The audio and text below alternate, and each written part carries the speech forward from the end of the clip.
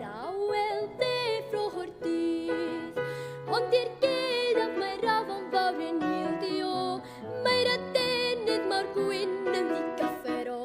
Pan fo'r gwynt ar y mastiau yn curo.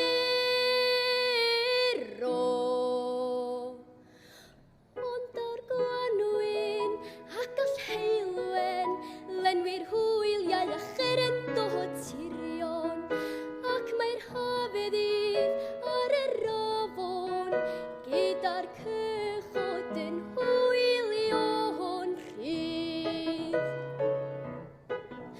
Yn yr hafeddydd ar y rofon, hwyliau gwenion sydd yn siglo, nes i'r ddyrecyn dechrau gwawdio, a chymylaen bygodd glaw.